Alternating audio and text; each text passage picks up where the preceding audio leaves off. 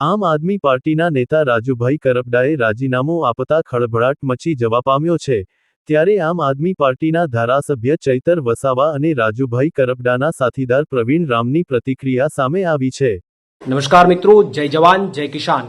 તાજેતરમાં રાજુભાઈ કરપડાના રાજીનામાના સમાચાર સાંભળીને હું વ્યક્તિગત રીતે ખૂબ દુઃખી છું, કારણ કે હળદર મુકામે મેં અને રાજુભાઈ બંનેએ ગુજરાતના ખેડૂતો માટે એક મજબૂત લડાઈ લડી, ગુજરાતના ખેડૂતો માટે એક મજબૂત અવાજ ઉઠાવવાનો અમે બંનેએ પ્રયત્ન કર્યો અને ત્યારબાદ આ ગુજરાતના ખેડૂતોની લડાઈને તોડી નાખવા માટે, ગુજરાતના ખેડૂતોની આ ક્રાંતિને પૂરી કરી દેવા માટે ગુજરાતની આ ભાજપ સરકારે મને અને રાજુભાઈને અને બીજા અન્ય નિર્દોષ ખેડૂતોને ષડયંત્ર કરી અને 108 દિવસ સુધી અમને જેલમાં ગોંધી રાખ્યા, ખોટી રીતે અમને જેલમાં નાખ્યા।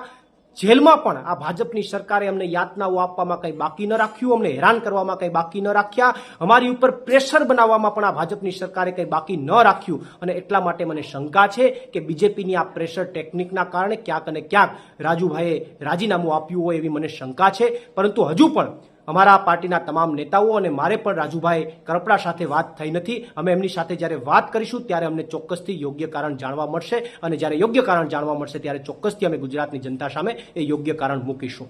આભાર। પ્રવીણ રામ, પ્રદેશ ફ્રન્ટલ અધ્યક્ષ, આમ આદમી પાર્ટી।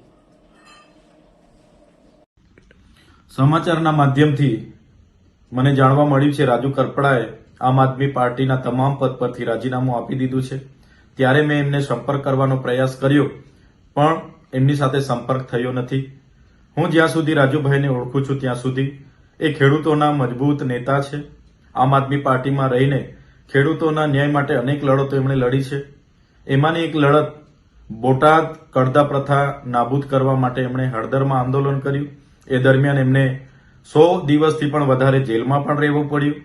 ત્યારે આ ભાજપ સરકારની નીતિ રહી છે કોઈ પણ વિપક્ષના નેતાને ડરાવવાનું, ધમકાવવાનું, દબાવીને કઈ રીતના એમના તરફે લઈ જવું, કઈ રીતના આંદોલનને દબાવી દેવું, આંદોલનને તોડી દેવું, એ જ નીતિનો ઉપયોગ એમણે આ વખતે રાજુભાઈ કરપડા પર પણ કર્યો છે।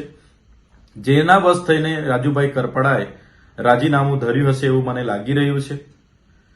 જે પ્રકારે આમ આદમી પાર્ટીએ પૂરા ગુજરાતમાં ખેડૂતોની સાથે રહીને જે લડત આખી ઊભી કરી છે, એ લડત આજે પણ આમ આદમી પાર્ટી લડે છે અને આવનારા દિવસોમાં પણ લડવા માટે આમ આદમી પાર્ટી કટિબદ્ધ છે। ગુજરાતની જનતા માટે હર હંમેશ આમ આદમી પાર્ટીના કાર્યકર તરીકે અમે સૌ ગુજરાતની જનતાના ન્યાય માટે હર હંમેશ લડતા રહીશું।